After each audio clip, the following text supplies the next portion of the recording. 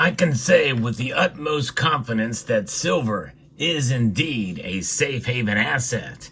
And that should be pretty common knowledge, but believe it or not, there's a lot of people that question it, and myself included. I'll explain why I'm so convinced in this video as we explore.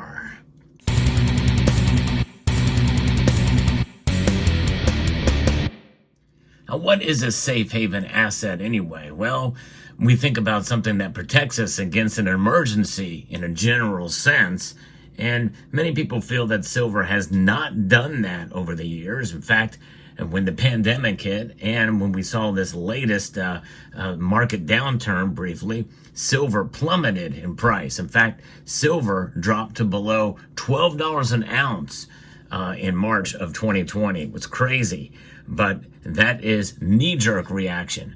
That really does not change the scope of what silver is and has been for thousands of years.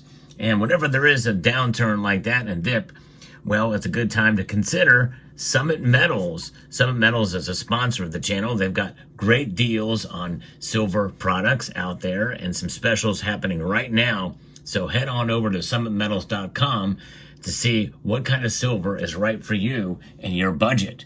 So silver's price tends to be more volatile than gold, and we know that because more than half of the silver demand comes from industrial use.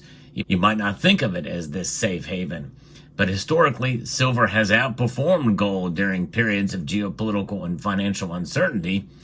And we can also look at what people have been saying about it, like Capital Light Research. They had prepared for the Silver Institute. So it's not just Metals Focus that is involved with that. It is folks like Capital Light. So what do we mean by a safe haven? Investors prefer a safe haven asset during times of political or economic uncertainty. They expect haven assets to maintain their price and possibly rise during chaotic times, even as most traditional assets fall in price. A safe haven's performance during these periods tends to hedge a portfolio, minimizing overall losses here, according to Michael Mahere in this piece. During periods of geopolitical uncertainty, such as war, terror attacks, and significant political shifts, like the recent presidential election here in the United States, investors tend to shun risk due to high levels of uncertainty. They turn to safe haven assets to preserve the overall value of their portfolios until the crisis passes.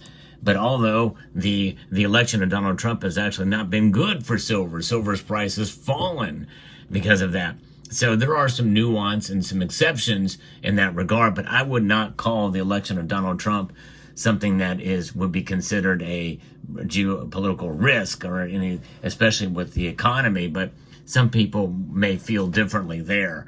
But notwithstanding, the market reaction is psychological, and I think that in a sense it was reacting in the opposite way rather than as a risk, a geopolitical risk or a domestically political risk. Assets with little counterparty risk tend to make the best safe havens.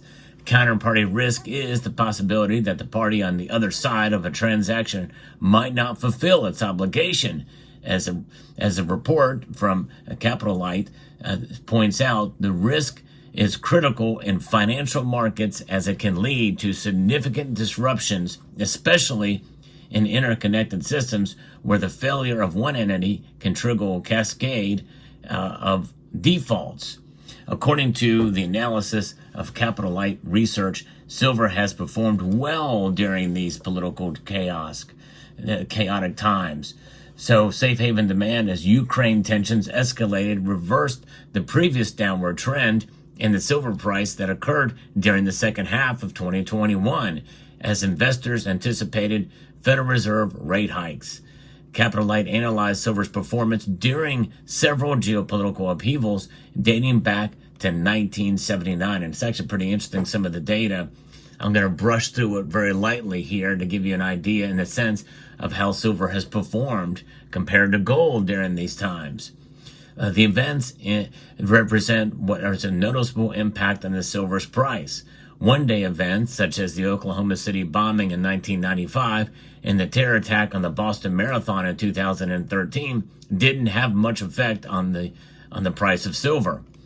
Several military conflicts also failed to drive safe haven buying in the silver market, including the U.S. bombing of Libya in 1986 and the 1989 invasion of Panama. Although there were conflicts between countries, the perception was that these events would not escalate to the point of significant negative impact on overall economic conditions and or did not represent a significant increase in counterparty risk. In other words, they were contained little crises that really did not affect the overall market in general. And I think that is part of what some of the nuance and that could affect the price of silver. But there are big events, such as 12 of them that I'm going to be referencing here, that did drive significant safe haven demand for both gold and silver, but especially silver. This is going to blow your mind. And so first we'll start with the Iranian hostage crisis and with the Russian invasion of Afghanistan. Those two events coupled together, because they happened near the same time from August 1979 to May of 1980, saw a 395% increase in silver's price, whereas gold went up 100%. Now, obviously, a big driver of that was that big increase also had to do with the Hunt brothers that were involved as well, too. But if you tie it to a geopolitical event, silver outperformed, and probably likely it would have been probably maybe 115 or 120 or 150%. Instead, it went parabolic and went up 395%, narrowing the gold to silver ratio dramatically during that period, I think in the teens, which was we've not seen since the ratio was fixed between gold and silver. So that was somewhat of an anomaly with the Hunt brothers. But make no mistake, there were other things happening too: the Iranian hostage crisis and the Russian invasion of Afghanistan. Then we had, in 1982, the Falklands War, the Falkland Islands War. That happened, and that did cause an increase in both gold and silver prices. And in this case, well, gold outperformed silver during that time, 16% to 9%. The same thing also can be said about the Iraqi invasion of Kuwait in 1990, and that gold outperformed silver. Gold up 17%, silver up 15%. It's a very rare case where that was the situation. In fact, I think all of these others, it's going to be the opposite, where silver outperforms gold.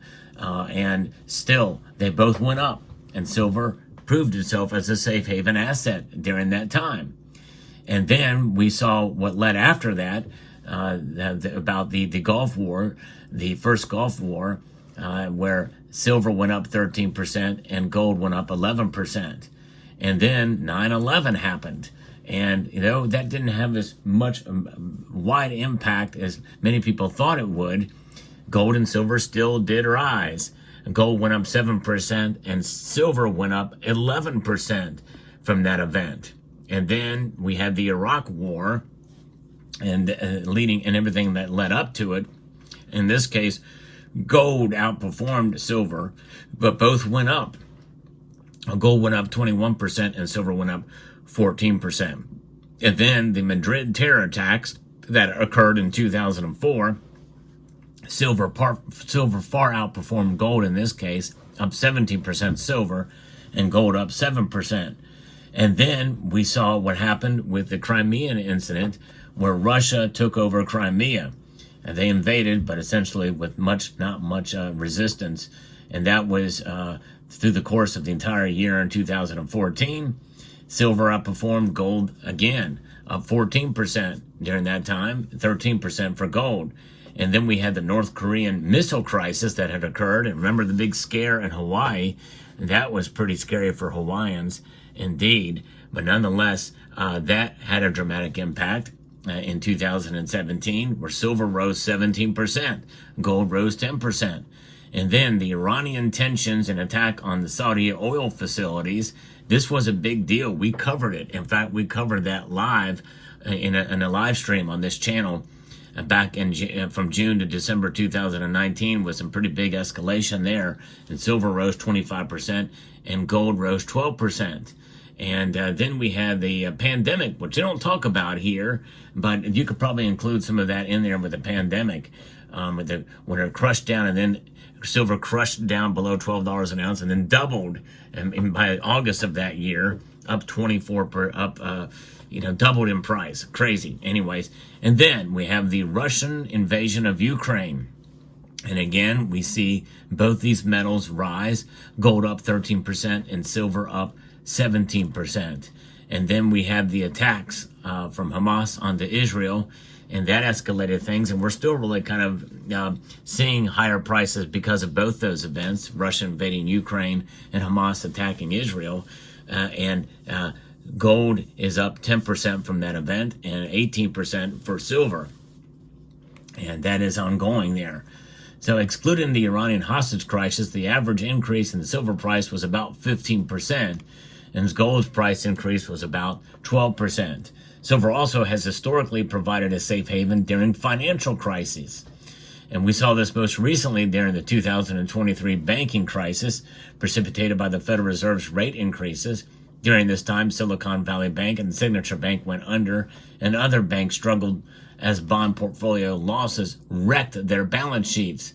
The Federal Reserve managed to paper over the crisis with a bailout. During that time, gold charted a 23.7% gain. After the 2008 financial crisis and through the Great Recession, silver rose by $40. There was a 495% increase from the underlying trend. Of course, other things had involved as played a role too, but that certainly helped it. There's no question about that for silver's price. And so this has been really summed up based off of these events and what has triggered them, and silver's price rising. So silver's role as a safe haven asset is underappreciated in the investment world. Investors should consider holding silver. And but the thing is the part of holding silver is understanding that it is indeed not an investment. It is a hedge. And that is really the underlying message here I think we should take from this. So you can rest assured that having silver in your portfolio is indeed wise because it's a safe haven asset. So let me know what your thoughts are in the comment section down below. Hope you found this video informative, insightful, and educational. Would like to extend a multitude of gratitude to each and every one of you for taking the time to watch, and to encourage you to please rate, share, comment, and subscribe.